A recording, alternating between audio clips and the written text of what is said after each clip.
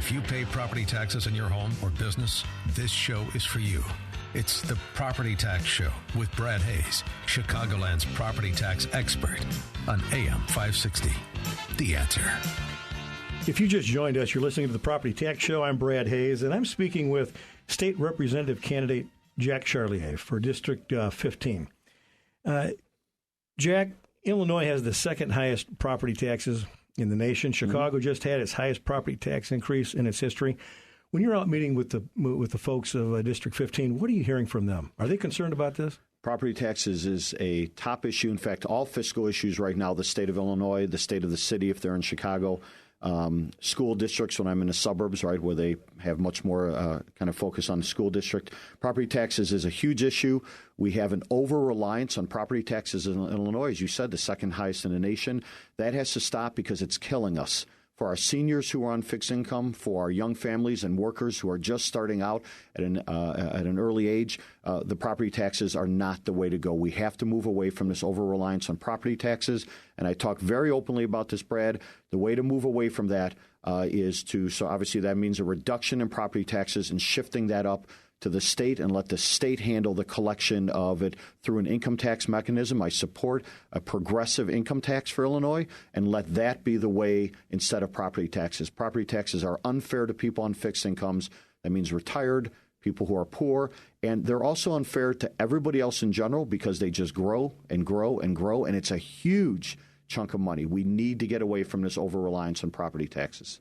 How do you feel about the property tax freeze that's kind of been the buzz for the last 12 months? Are you in favor of a property tax freeze? So that's important right now while things are out of control. I think ultimately I'd rather have a reduction in property taxes and, again, let the state pick up through a progressive income tax as the better route to go, as one of two other taxes that I talk about too. But the property tax freeze is fine while we're having this discussion, while the state's bankrupt to the tune of $135 billion. But it can't be sustained because the local jurisdictions rely on property taxes so much for funding local services. We have to move on, and moving on is getting away from over-reliance, moving to a state progressive income tax. And again, there's two other taxes I'll talk about if you want, but for the freeze now, but it can't be there forever. It's just not realistic.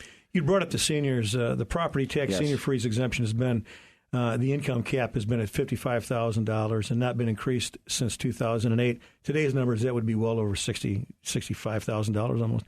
Would you be in favor of raising the income cap for the seniors so that it'll absolutely be easier on them? Yeah, absolutely, Brad. And let me just say this. I'm going into a legislature that itself has received pay raises on its pay. So why is it that the senior citizens on their exemption can't get their raise? That doesn't make sense. It doesn't, yeah. Right. So the legislators give themselves pay raises. They vote their own pay raises. They've done that since 2008. Why can't seniors get that? I totally support that. How do you feel about businesses? You know, it's funny because the big businesses in the large buildings, the commercial buildings in Chicago, they seem to be able to lower their property taxes well below their fair assessed value. So, you know, they're not overassessed by any means.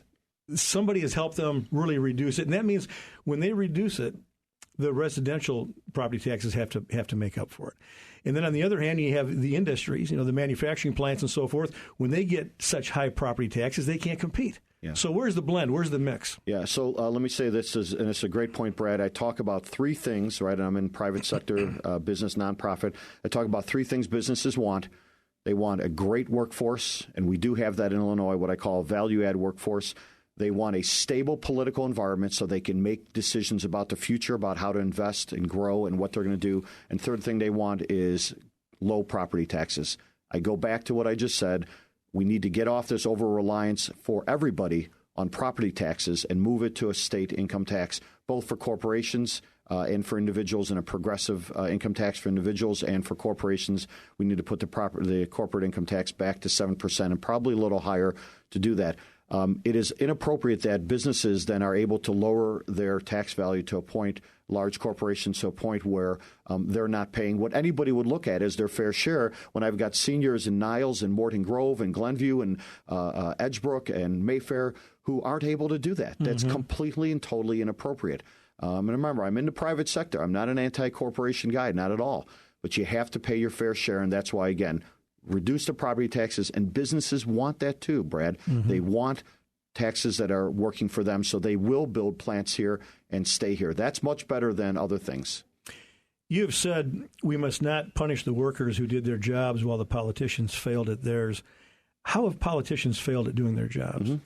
So the number one thing that an elected official on the fiscal side of the House is supposed to do in Illinois, per the Illinois Constitution, is to manage the state fiscally, right? To manage our finances, our precious tax dollars responsibly.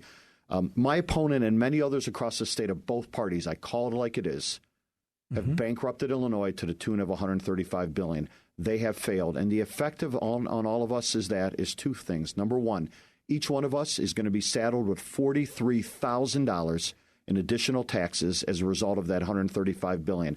That's real money spent and gone, and it's going to come out of our paychecks, purses, and pocketbooks. Number two, our neighbors in deep and real need are hurting very badly. Seniors, veterans, of which I'm one, our special needs folks, our social services, going under because our politicians have bankrupted our state. This is Brad Hayes. You're listening to the Property Tax Show. I'm speaking with Jack Charlier. We'll be right back after this commercial break.